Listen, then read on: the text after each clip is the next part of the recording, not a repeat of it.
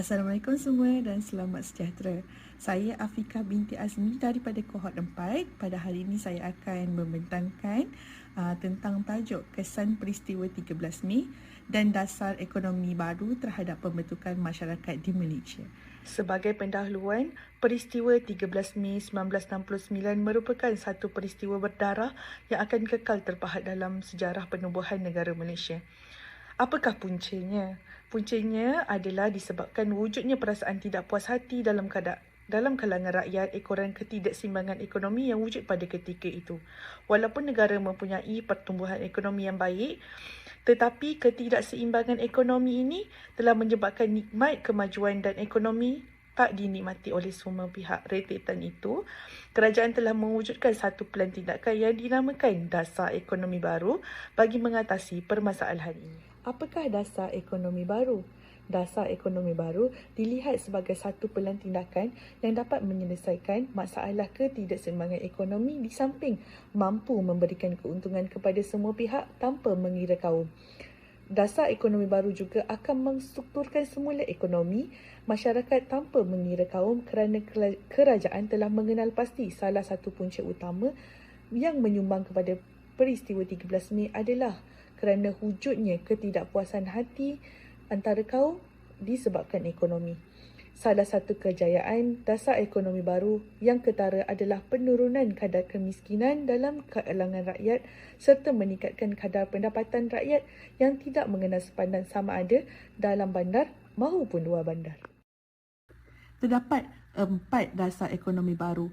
Yang pertama, pembasmian kemiskinan dengan cara menaik taraf kawasan bandar dan luar bandar dengan kemudahan elektrik, jalan raya dan penambahbaikan sumber tali air.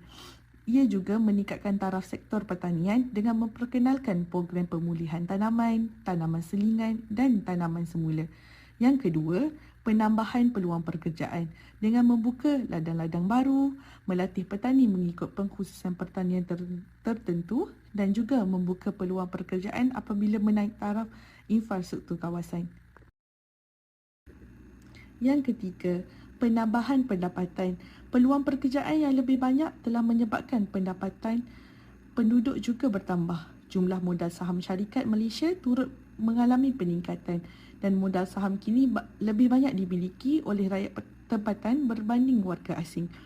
Dan yang terakhir, penyertaan semua kaum dalam sektor ekonomi dengan cara mewujudkan program latihan yang boleh menambah bilangan tenaga mahir dan ikhtisas.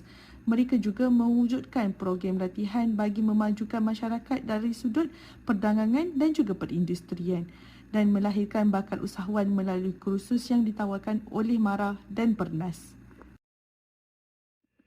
Sebagai kesimpulan, dasar ekonomi baru bukan hanya mampu meningkatkan ekonomi negara tetapi dapat memberi manfaat secara sama rata kepada semua penduduk tanpa mengira kaum. Setiap kaum berinteraksi secara sihat bagi mengerjakan sektor ekonomi masing-masing sama ada dari sudut pertanian, perdagangan maupun industri.